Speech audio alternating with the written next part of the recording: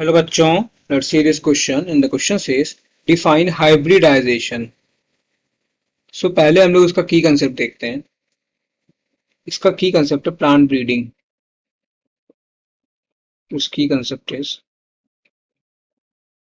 Plant breeding.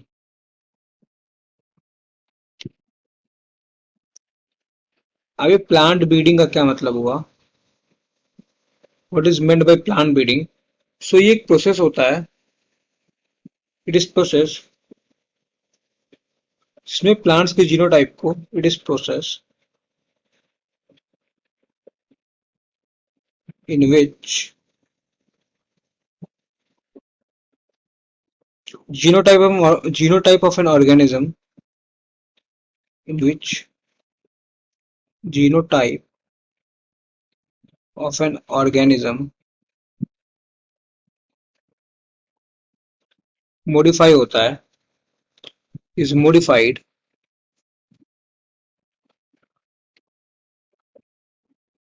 is modified।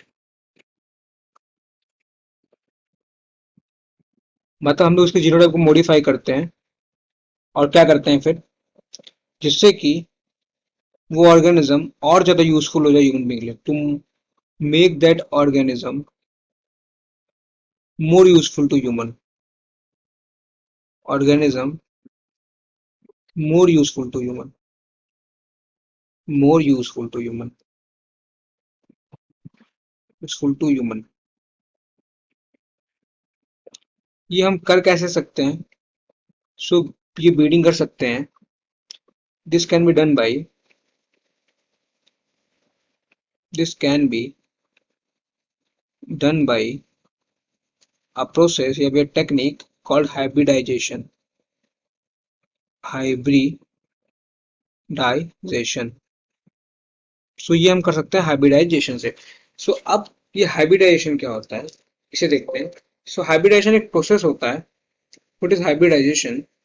So hybridisation क्या होता है? सो हाइब्रिडाइजेशन एक प्रोसेस होता है। Hybridisation is process of making cross.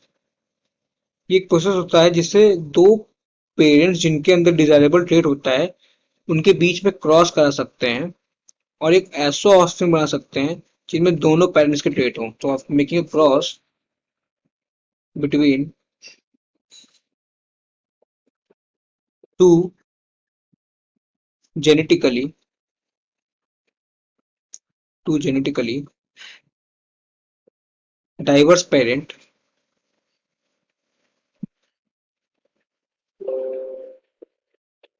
तो जेनेटिकली डाइवर्स पेरेंट के बीच में क्रॉस कराना क्यों? To obtain progeny with desired superior trait with desired superior trait.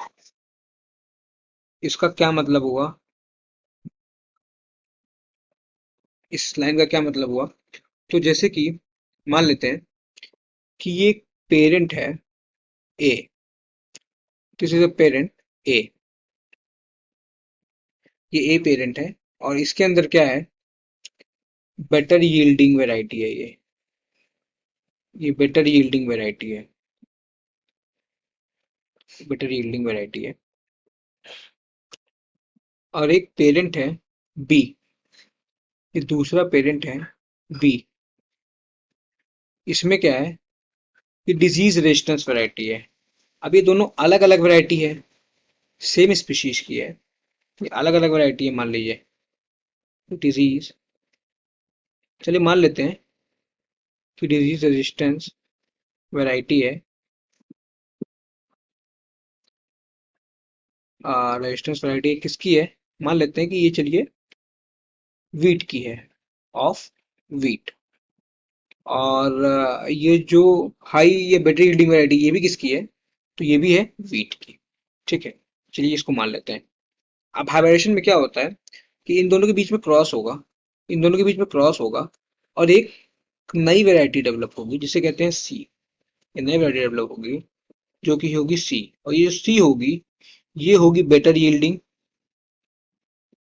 ये बेटर यील्डिंग होगी और डिसीज रेजिस्टेंस भी होगी, and disease resistance also, disease resistance also. So इसमें दोनों पेरेंट्स के ट्रेट होंगे। तो ये डिजायर ट्रेट्स, मतलब हमने एक पेरेंट लिया जो कि बहुत जो बेटर यील्डिंग थी, और दूसरा लिया जो कि डिजीज रेजिस्टेंस थी। हमको ऐसा ऑस्पिन चाहिए था, ऐसा प्रोजेनी चाहिए थी जिसमें बेटर यील्डिंग की भी कैरेक्टरिस्टिक्स हैं और जिसमें जो है डिजीज रेजिस्टेंस के भी कैरेक्टरिस्टिक्स हैं। तो इसके लिए हम लोगों ने क्या किया, हम लोगों ने इसको क्रॉस कराया और हमको ऐसी प्रोजेनी मिली जो कि बेटर यील्डिंग भी थी और डिजीज रेजिस्टेंस भी थी। लेकिन यहाँ पे एक प्रॉब्लम ये होती है कि thousands and thousands of cross कराने के बाद कोई एक क्रॉस ऐसा होता है जिसमें हमें अपना डिजायर्ड ट्रेड मिलता है। तो जो हाइब्रिडाइजेशन होता है वो बहुत ही time consuming, it is time consuming and tedious process होता है। Time consuming and tedious process, tedious process होता है। सो these are all about hybridization. I hope you understood it well. Thank you and all the very best.